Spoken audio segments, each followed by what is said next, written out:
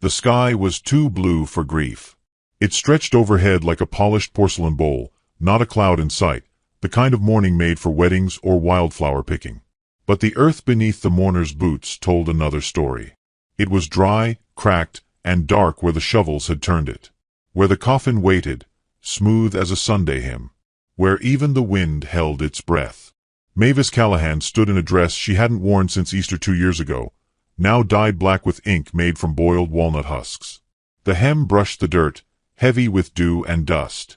Her hands were clasped so tightly around her daughter's that Junie's small fingers turned pink. The child didn't fuss. She watched everything with a wide-eyed stillness, more animal than girl, as if waiting for the next thing to hurt. The preacher droned on, words about mercy and eternity drifting into the buzz of cicadas and the shuffling of uncomfortable boots. No one cried. Not because they didn't feel loss, but because Emmett Callahan had died in pieces long before this morning. In the bottle. In the dark. In Mavis's silence. No one from the church sat beside her. They stood in a half-circle, as if grief might be contagious. Only Widow Bess, from the Mercantile, whispered behind her fan to the mayor's wife, her eyes cutting toward Mavis's back like blades. Mavis heard it. She heard everything. It stuck to her skin like sweat. Junie leaned into her side and whispered, "Mama, where's his hat?" Her voice was soft, not scared, just curious. Mavis didn't answer. She stared straight ahead. The hat had burned with him, weeks ago, when the barn caught fire. Some said he'd knocked over the lantern. Others said he'd meant to. She didn't correct them. Let them think what they would. It wasn't the first lie they'd worn as truth in this town. A horse shifted in the background.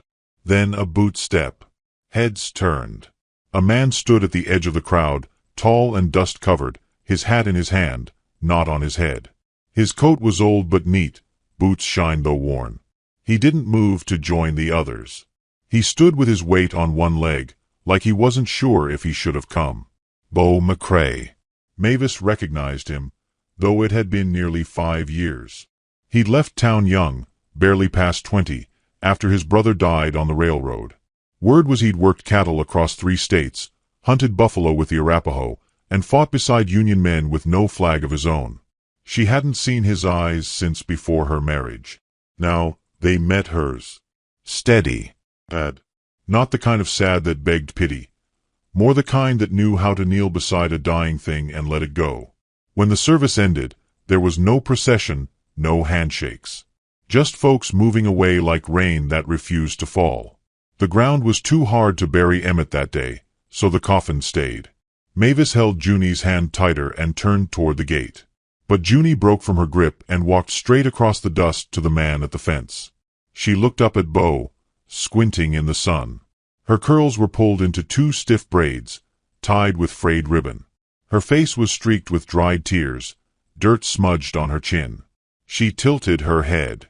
"My father is dead," she said, clear and bright, like she was reciting a fact from a book.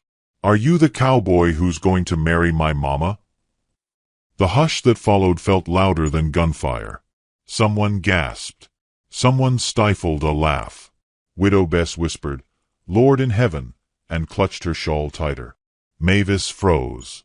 Her heart jumped, then dropped, as if the girl's words had pulled a thread inside her that unraveled something hidden. She opened her mouth, but no sound came. Her throat felt full of smoke and ash. Beau didn't flinch. Didn't smile. He knelt, one knee in the dirt, until he was level with the child. "No, ma'am," he said gently. "But I reckon I can walk you back to your mama." Junie nodded, took his hand. And the world, for a moment, stood still. Mavis met them halfway, her cheeks burning. "Junie," she hissed, mortified, grabbing her daughter's hand. But Beau tipped his hat, still held respectfully in his hand the whole time, and said, "Ma'am, I was sorry to hear. I didn't expect to stay. But if you need someone to ride for the doctor or bring wood, I'm just up past the ridge." Mavis stared at him, unable to find the words. She could feel the town watching, judging, measuring. He gave her a small nod and stepped back, walked away without another word. his boots dragging quiet furrows in the dirt. That night, the air was warmer than it should have been. Junie slept in the loft, clutching a pillow where her father's coat used to be. Mavis sat by the window, sewing, though her eyes never left the darkness outside. She thought of Bo, of the way he'd looked at her, not like a widow, not like a mistake, but like a woman still standing. That look unsettled her more than all the stares she'd endured from the town. In the morning, she found something strange on the porch step. A single cedar branch, tied with twine. She almost didn't recognize the meaning. Then she remembered. Cedar was what Emmett had planted when they'd wed. It never grew right. Always bent, struggling toward the sun. Bo had been there at the wedding, a boy with a shadow too big for his shoulders. He'd helped plant it. Now he left a branch. Not a bouquet. Not flowers. Something that had tried to live. The next Sunday, Mavis didn't attend church. She stood on the porch in her old Sunday dress anyway, watching wagons pass. Folks stared but didn't wave. That evening, just before dusk, she heard the creak of a fence board snapping. She stepped out back. There he was. Bo, kneeling in the dirt, hammer in hand, replacing a rotten rail on her back fence. He didn't look up. Didn't speak. She opened her mouth, unsure whether to shout or thank him.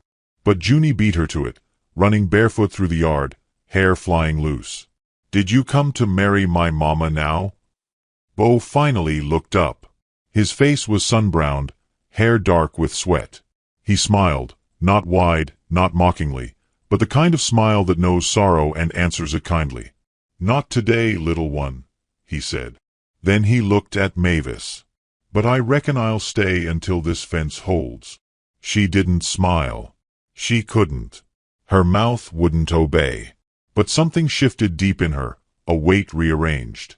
"Suit yourself," she said, though her voice came out quieter than she'd intended. She turned to go, then paused. "Thank you. For yesterday." He only nodded, eyes cast down again to the broken wood.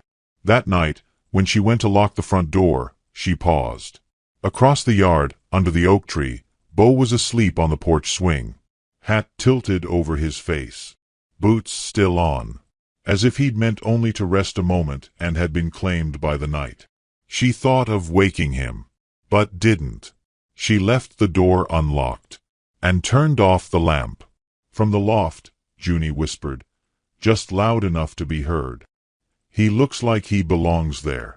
Mavis said nothing, but the ache in her chest felt different.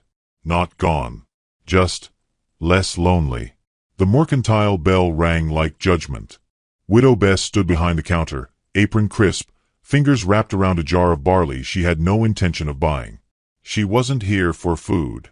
She was here to listen, to offer half-truths, and to shape them into stories the town would believe by Sunday. "I heard he's been sleeping on her porch," she said, quiet enough to sound holy, loud enough to be overheard. The preacher's wife, Ruth Ann, pretended to frown, but the corners of her mouth twitched. And her man not even cold in the ground. Shame, really. Thought better of her. "It's always the ones with the softest smiles," Bess whispered. "They rot quickest." Across the store, Junie picked out a peppermint stick with the solemnity of a judge. Her small fingers hovered, then chose the broken one. Mavis stood near the flour barrels, eyes scanning prices, not people. Her shoulders had learned how to round in defense, how to become invisible without leaving the room. Bo stood near the window, arms crossed. He hadn't said a word since they entered. He didn't speak unless needed. It unnerved people. Bess turned toward him with a syrupy smile. "Heard you've been fixing fences all over. Didn't know Mavis's place was a public charity." Bo looked at her. Not a glare, just the quiet weight of a man who didn't bluff or blink. "I fix what's broken." Bess chuckled, but her hands went still. "Hope she's paying you in something decent." Mavis's cheeks colored, but she said nothing. She placed a sack of beans on the counter and reached into her apron for coins.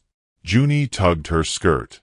"Mama, can I give Mr. Bo my picture when we get home?" Mavis touched her hair gently. We'll see, baby.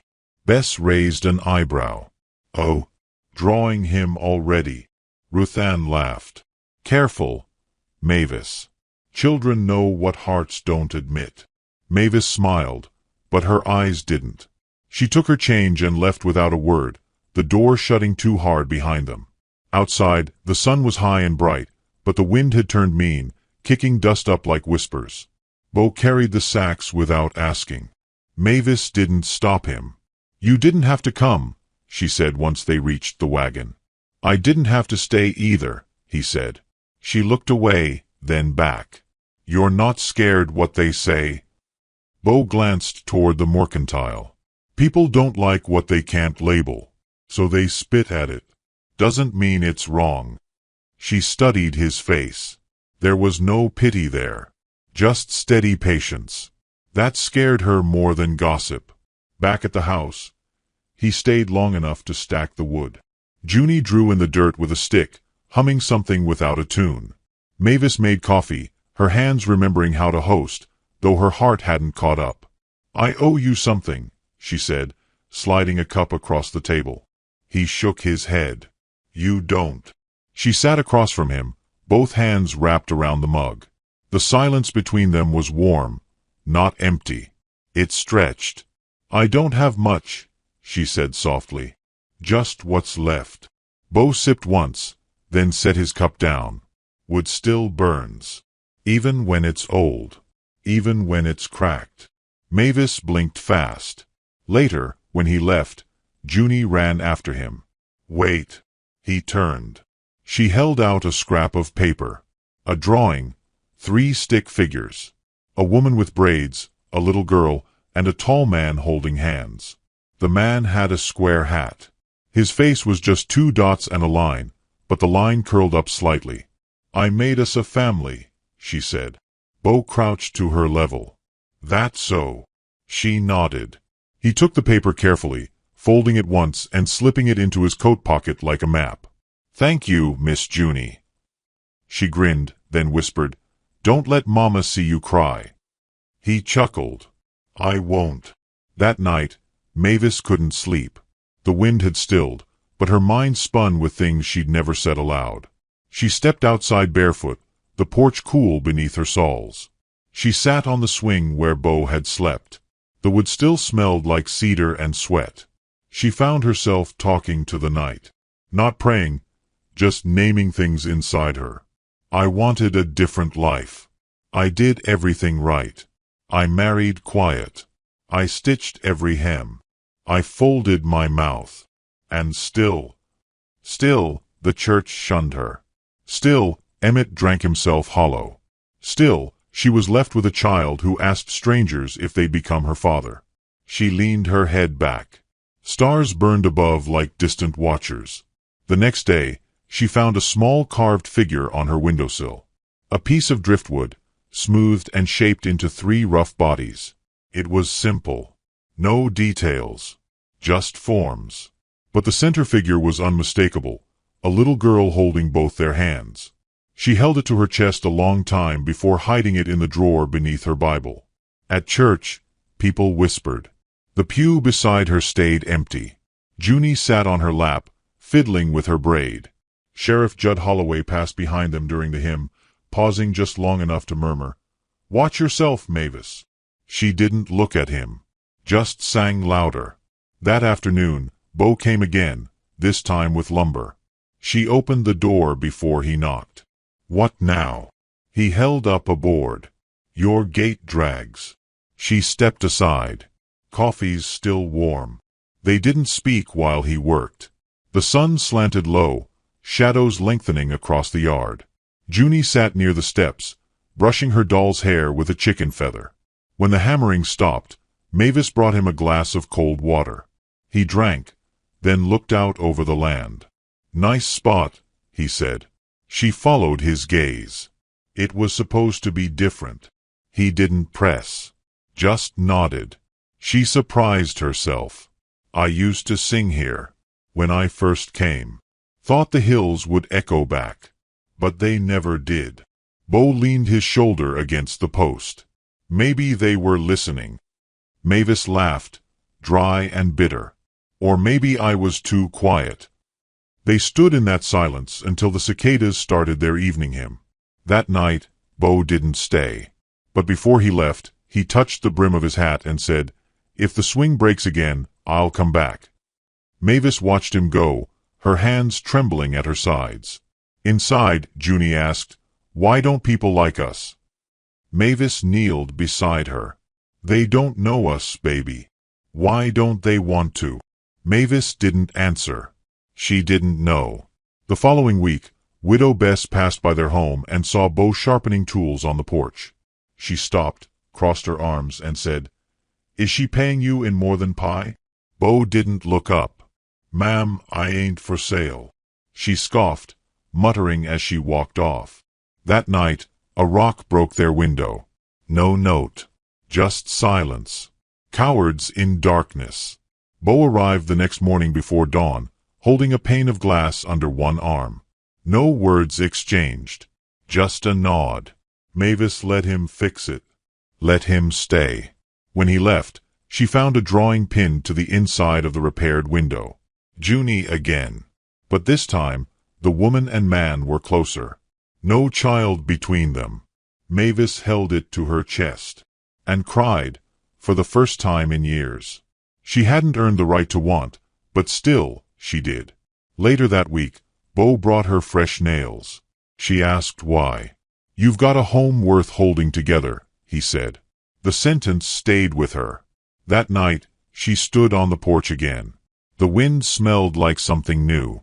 Across the yard, Bo leaned against the fence, backlit by dusk, watching the stars. Mavis stepped off the porch and walked toward him. The first sound Mavis heard that morning wasn't birdsong. It was hammering, rhythmic, steady, as if time itself had picked up a nail and started building again. She stepped out barefoot onto the porch, the wood cool beneath her feet. The morning sun hadn't yet cleared the ridge, and mist still clung low over the fields. She tugged her shawl tighter around her shoulders and squinted toward the pasture. Bo McCrae was out there. Shirt sleeves rolled, hat low, planting fence posts into earth that had no business being dug without permission.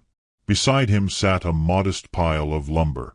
Not much, maybe enough for a short rail pen. Near it, a weathered saddle, a bucket of nails, and a hammer that moved like it knew where it belonged. He hadn't asked, and she hadn't told him he could. Junie ran out behind her, still in her nightdress. "Mama, is he building us something?" Mavis didn't answer. She watched the shape rise slowly from the grass, wood taking form like a promise she hadn't made. Bo didn't look up, just kept working, calm as a sunrise. Later, when he came to the porch for water, she met him at the steps with her arms crossed. "What is it?" He wiped sweat from his brow with the back of his hand. "A corral. Small. Meant for one." "One what?" He nodded toward the hills. "You'll see." "I didn't ask you for that," she said. "No, ma'am. You didn't." She stared at him. There was no shame in his posture, just the certainty of a man who'd never needed much permission. "Mavis," he added, softer now, "sometimes you give a child a gate before she has a horse, so she knows one might come." The words dropped into her like a stone in still water. She said nothing. That afternoon, the sheriff came. Judd Holloway rode up slow, like a man who wanted to be seen before he was heard. He tied his horse loose at the post, then walked up the porch steps without knocking. "Mavis." "Sheriff." He tipped his hat but didn't smile. "Heard you've got company these days. Folks are talking." "People always talk, Sheriff." "Sure. But now they're listening to themselves, too." She gripped the broom handle tighter. Bo stepped around the side of the house just then, wiping his hands on a rag. Judd turned his head slow. "McCrae," he said flatly. Bo met his eyes. "Sheriff." Judd sniffed. "You here for work or something else?" Bo didn't blink. "Does it matter?" "It does if you're laying claim to a widow before she's cold and proper." Mavis's cheeks burned. "That's enough." Judd raised an eyebrow. Not my words, Miss Callahan. Just what's come down Main Street. I didn't ask for his help, she said. He just gives it.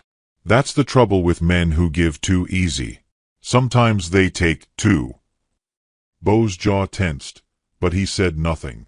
Judd turned to leave. You want to keep peace in this town, Miss Callahan.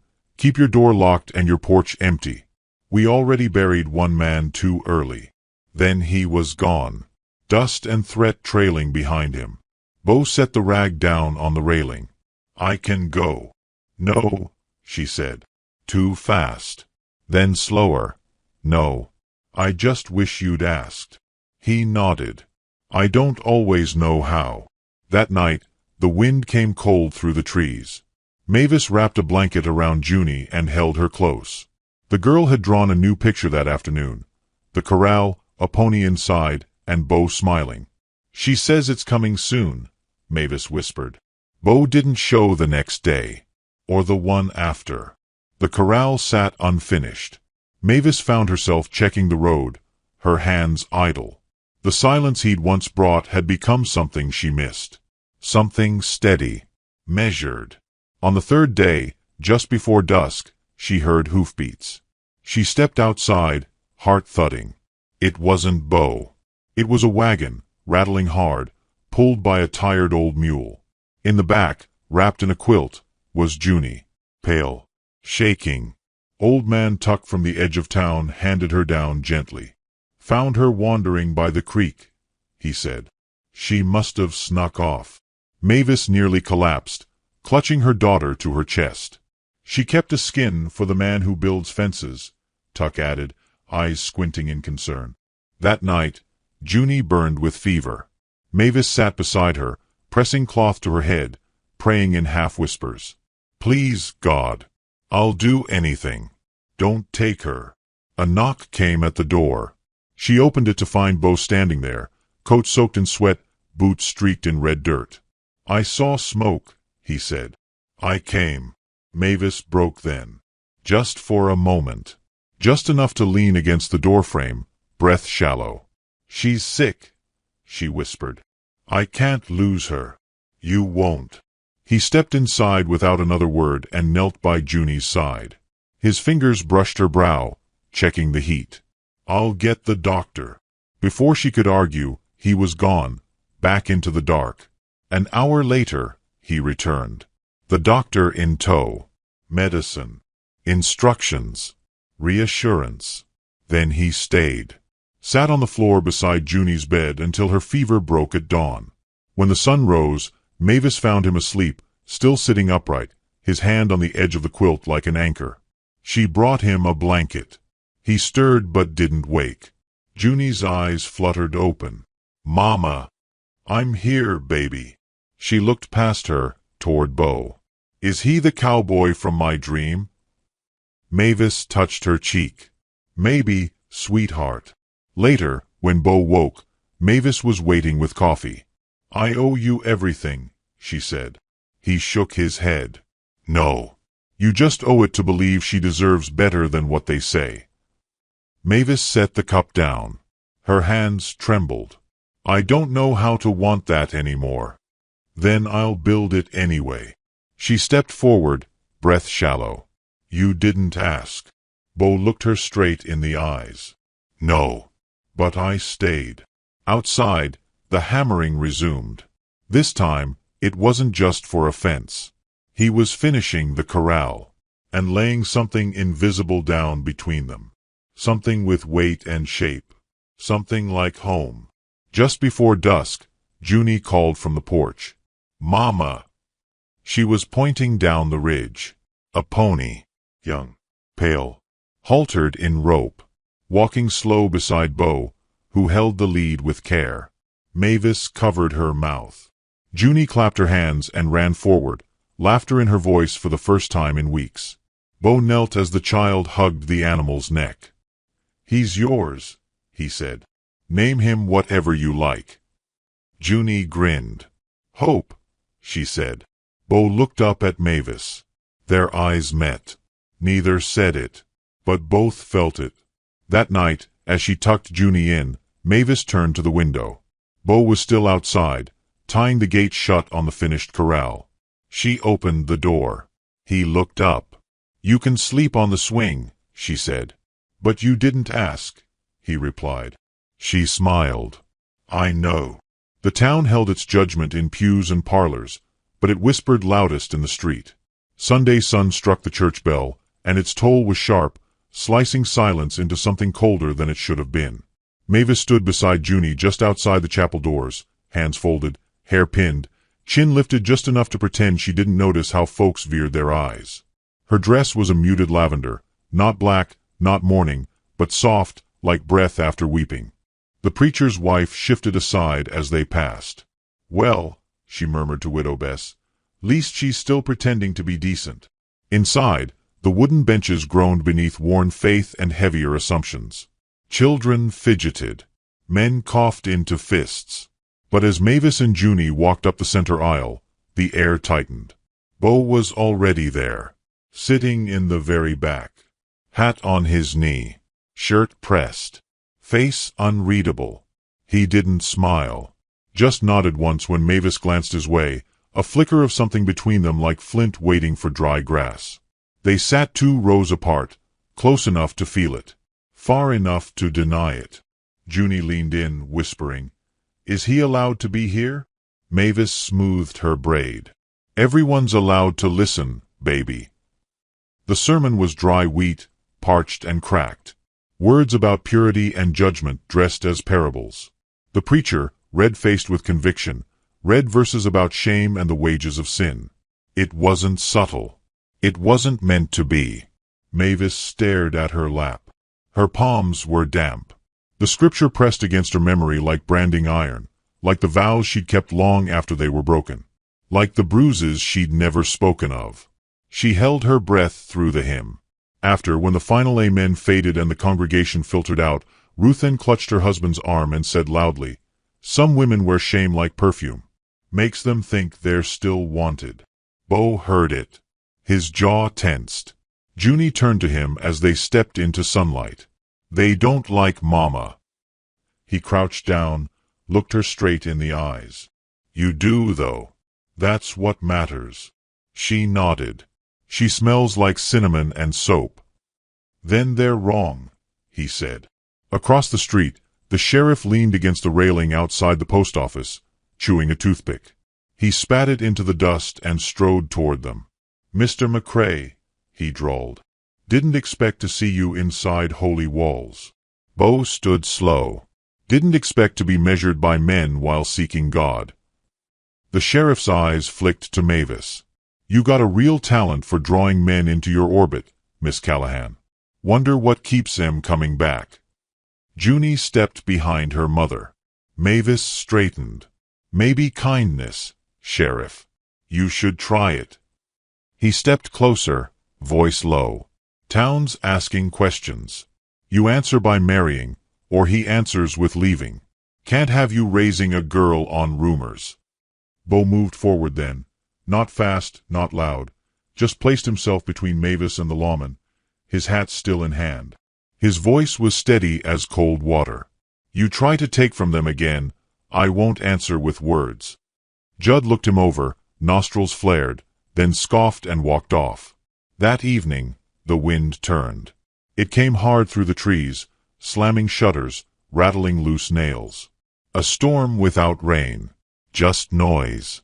Mavis lit a lantern and closed the curtains. Her hands shook. "I shouldn't have gone," she whispered. "I shouldn't have let you sit near me."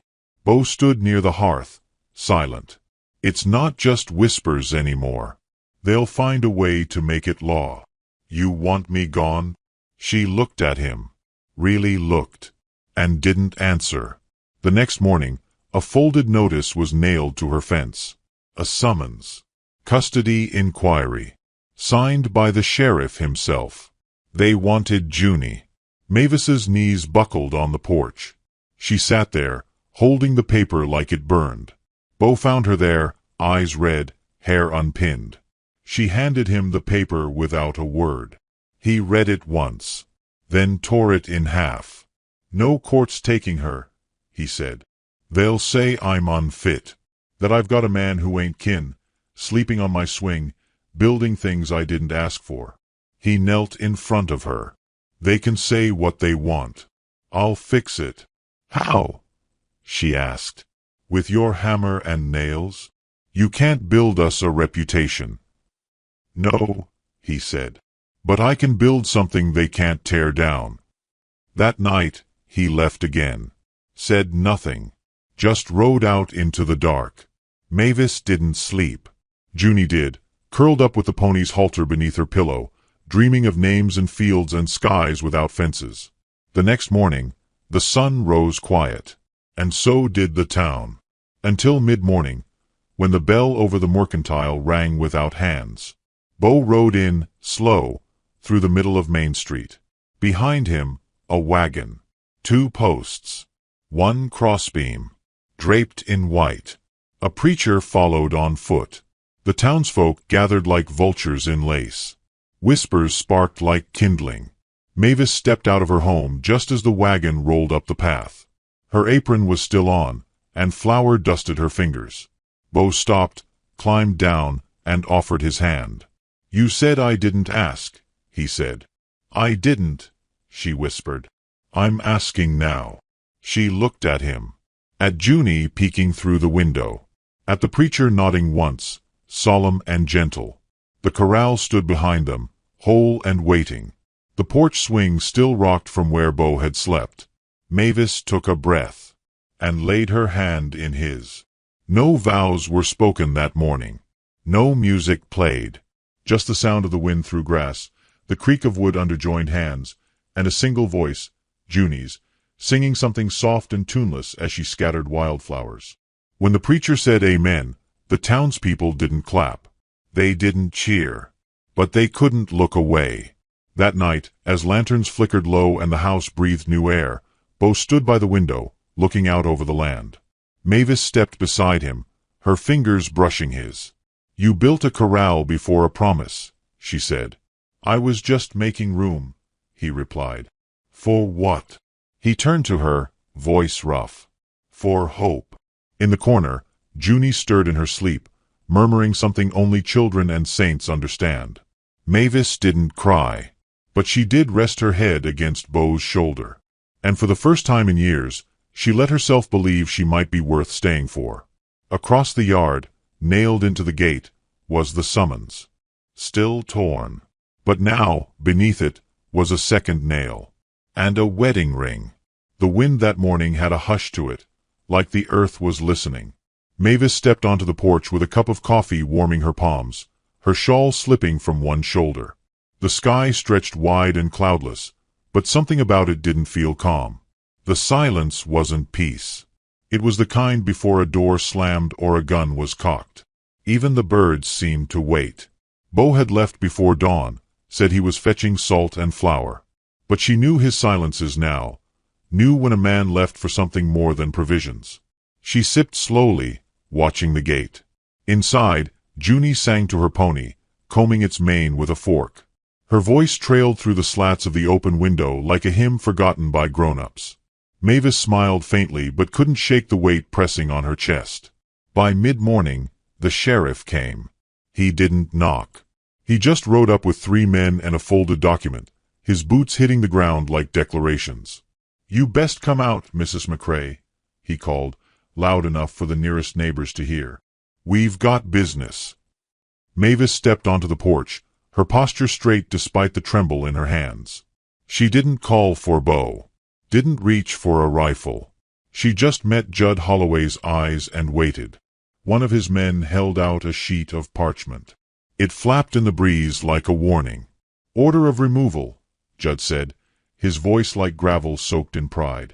Child to be placed with church kin until proper reevaluation of this situation. Behind her, Junie's pony snorted. The girl peeked out the door. Mama! Stay inside, Mavis said quickly. You can't do this, she added, her voice low. She's mine. My blood. Blood don't count when the home ain't proper, Judd said. And folks saw what they saw. Man sleepin' under your roof. Wedding or not, It's indecent by the county's eye. The man holding the order stepped forward, and then the gate creaked. Every head turned. Beau McCrae rode in slow, dismounted, and tied his horse without a word. He wore his dark coat, worn at the seams, and carried nothing in his hands but his silence. The breeze tugged at the edge of his collar, and the dust curled up around his boots like it knew who he was.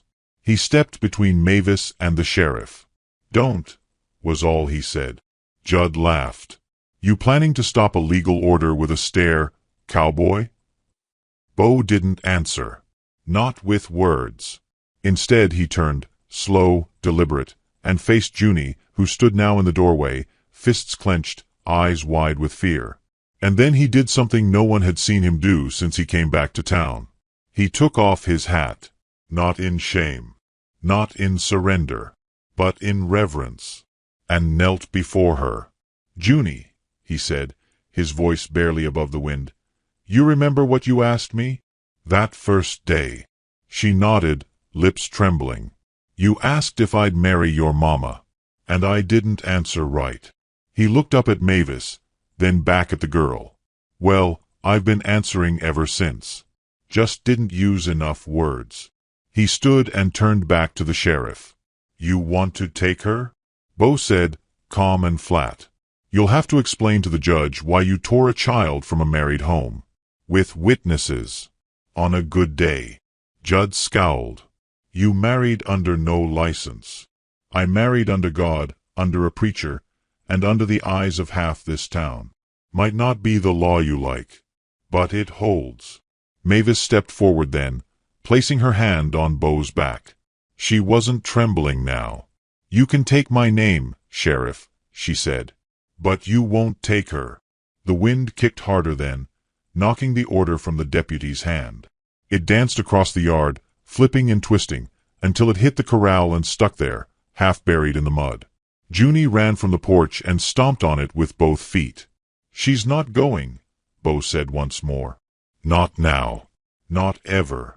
The crowd that had gathered, neighbors, townsfolk drawn by noise and curiosity, stood in stunned quiet.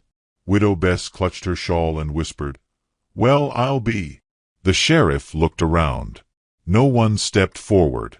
No one echoed him. The law, like a man who'd picked a fight too far from home, suddenly looked thin. He spat into the dirt and nodded once. "You bought yourself time, McCrae. That's all." He turned and mounted. The others followed. When they were gone, Beau let out a slow breath and rubbed a hand over his face. Mavis turned him toward her. "You told the whole town," she whispered. He nodded. "I'm not sorry." "I didn't say you should be," she said. She leaned in, rested her forehead against his. They stood like that for a moment, just breathing each other in. Later, Beau led Junie to the corral, lifted her onto the pony, and let her ride slow circles while Mavis watched from the porch, sewing again. Her stitches were neater now. Her hands steadier. At sunset, Junie sat in Beau's lap beside the fire pit, wrapped in his coat. She asked him if he ever had a little girl before. "No," he said. "But I waited for you a long time. Were you scared?"